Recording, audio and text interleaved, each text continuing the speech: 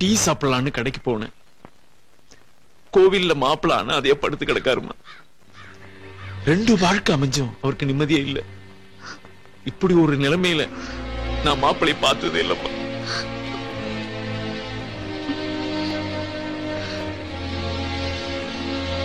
நான் ஒரு முடிவுக்கு வந்துட்டேன். அத்தை, நான் இனிமே அவருக்கு எந்த தொந்தரவும் கொடுக்க மாட்டேன். அவர் இஷ்டம் எதுவோ அதான் என் இஷ்டமோ. அவரை எப்படியாவது தேடி கூட்டிட்டு வந்துருங்க அத்தை. அவரு காலில் விழுந்து நான் மன்னிப்பு கேட்டுக்கிறேன். ஆமா சரோஜா, வா நாம 2 பேரும் தேடி அவனை கூட்டிட்டு. ஒண்ணு வேண்டாம், நீங்க இங்கேயே இருங்க. உங்க மூஞ்சிய பார்த்தா இன்னும் அவனுக்கு எரிச்சல் அதிகமா தான் ஆகும். நானே போய் அவன் எங்க இருக்கான்னு தேடி கண்டுபிடிச்சு கூட்டிட்டு வர்றேன். நீ ஒண்ணு அழுகாத. அம்மா! ஐயோ!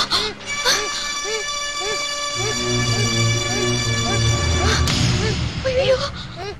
ஆன்ட்டி, கிரிக்கெட் விளையாண்டோம், பால் அடிபட்டு இப்படி ஆயிட்டான். நீங்க தான் என் சின்ன மம்மி, எங்க மம்மி சொன்னாங்க.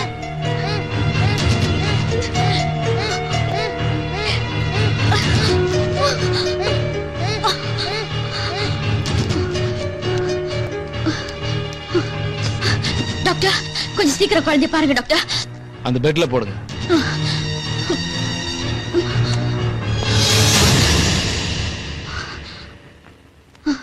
எப்படி இருக்கீங்க? குழந்தைக்கு என்னாச்சு?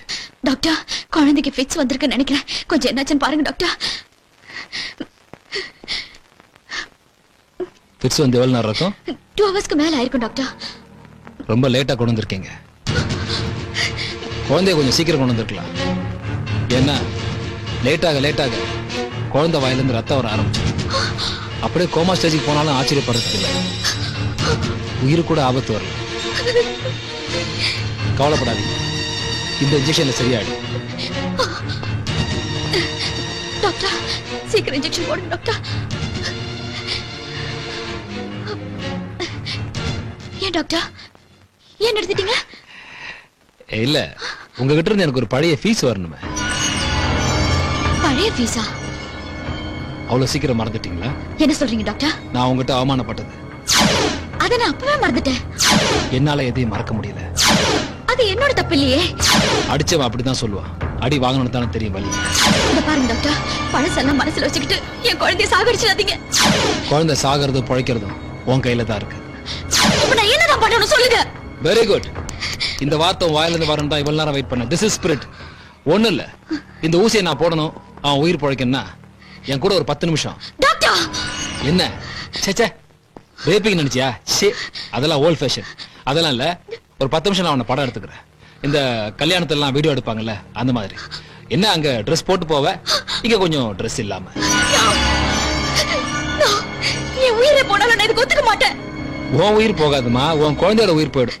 ஓ சாரி, அது உன் குழந்தை இல்ல. இல்ல, அவன் என் குழந்தை தான். ஐயோ ஐயோ டாக்டர், குழந்தை வயில ரத்தம் வருது டாக்டர். எப்படியாவது காப்பாத்துங்க. ரத்தம் வரும்னு சொன்னேன். ரத்தம் வரும், பிரிச்சு பெருசாகும், கோமா ஸ்டேஜ் போயிடுமா, உயிரே போயிடுன்னு சொன்னேன். நல்லா புரிஞ்சுக்கோ. ஆத்திரப்படுறதுக்கோ அவசரப்படுறதுக்கோ இது நேரம் இல்ல. நல்லா யோசிக்க வேண்டிய நேரம். பையனோட உயிரா இல்ல 10 நிமிஷமா, நல்லா யோசிச்சு பாரு. ஊசி இங்க, பையன் அங்க, நீ இங்க, கேமரா எங்க வைக்கன்னு சொல்லு. நல்லா யோசிச்சு பாரு. Just 10 minutes. ஊசி போட்டதும் பையன் பழச்சுக்குவான். போட்டது நீ அவனை கூட்டு வீட்டுக்கு போயிடலாம். Just 10 minutes. கொஞ்ச நேரம், கொஞ்சம் 10 நிமிஷம்.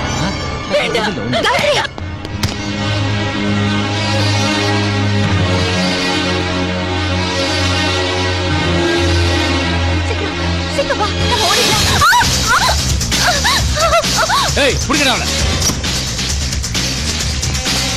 ஏய், வரப்படா.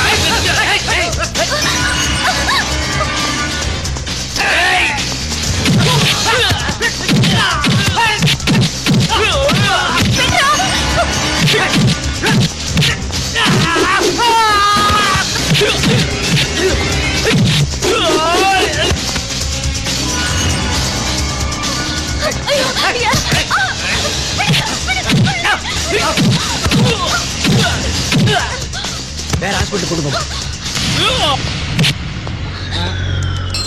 நம்மகிட்ட தொடர பழக்கம்லாம் இல்லை, ஒன்லி சுடுற பழக்கம் தான். ஐ மீன் ஷூட்டிங்.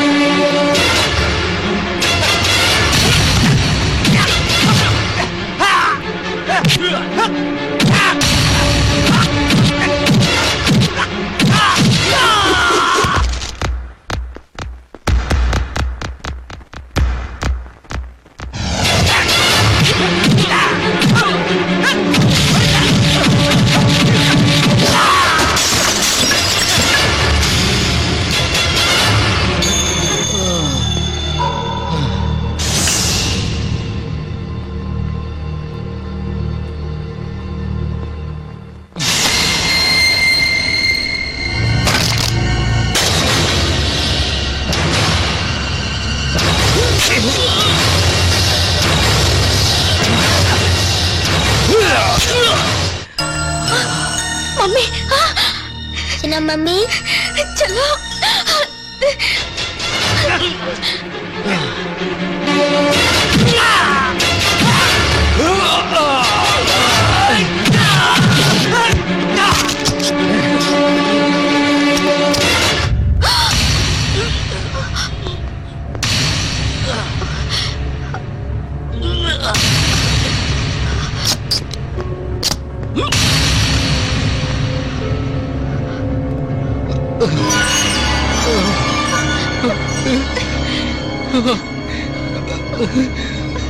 I'm sorry.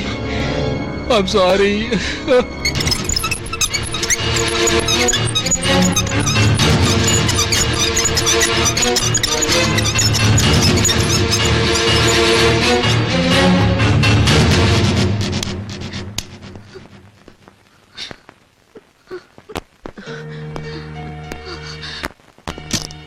டாக்டர், என் புள்ள உங்க பையனுக்கு எந்த ஆபத்தும் இல்ல. ஆபரேஷன் நல்லபடியா முடிஞ்சது.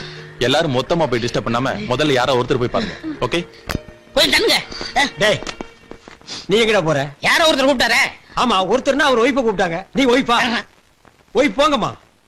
இந்த ஒரு இடத்துல தான் சிவராமகிருஷ்ணன் சிக்கல் பண்ணிட்டாரு. யார் முன்ன போறது யார் பின்ன போறதுன்னு தெரியாம. 2 பேரும் போங்கம்மா. போங்க. போங்க. டேய், நீயும் போ.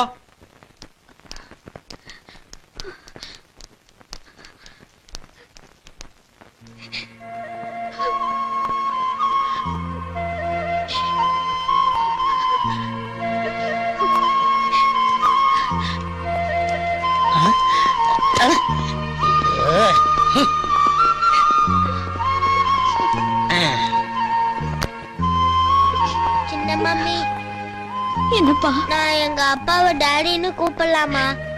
உன் டாடி தானே, கூப்பிடு. Daddy daddy daddy daddy daddy.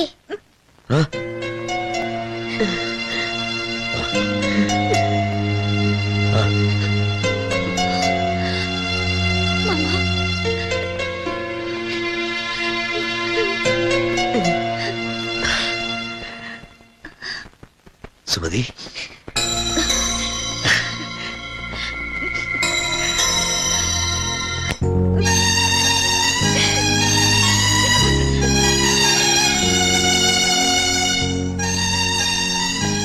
சின்ன மம்மி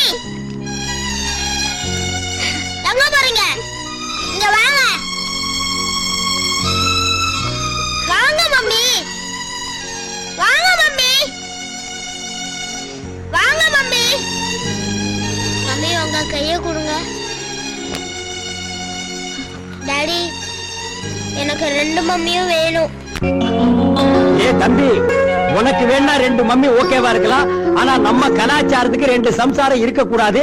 அதை யாரும் ஒத்துக்க மாட்டாங்க. அதான் நம்ம நாட்டு சட்டம்.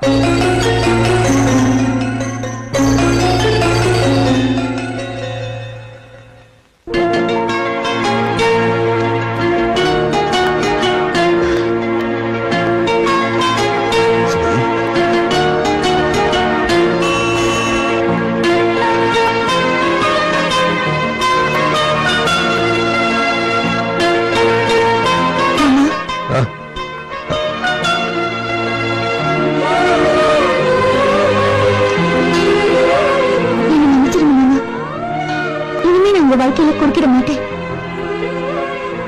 ஒரு பொண்ணுனா பூமாதேவி மாதிரி பொறுமையா இருக்கணும்னு சொல்லுவாங்க. ஆனா நான் என்னைக்குமே அப்படி இருந்ததில்லை. உங்க கூட வாழும்போது நான் உங்களுக்கு நிம்மதியை கொடுக்கல. இன்னொரு பொண்ணு கூட நீங்க வாழணும்னு நினைக்கும் போதும் நான் உங்களை நிம்மதியா வாழ விடல. ஏன் தான் இப்படி இருக்கேனோ எனக்கே தெரியல மாமா. உங்க குணத்துக்கு தகுதியானவ, பொருத்தமானவ அந்த காயத்ரி தான். நீங்க எப்பவும் அவ கூட சந்தோஷமா வாழணும். அதை நான் தூரத்துல இருந்து பார்த்து ரசிக்கணும். இதான் மாமா என்னோட ஆசை. மாப்பிள்ள, நாங்க 3 பேரும் ஊருக்கு போயிடுறோம். இனிமே உங்களுக்கு இடைஞ்சல இருக்க மாட்டோம் மாப்பிள்ள.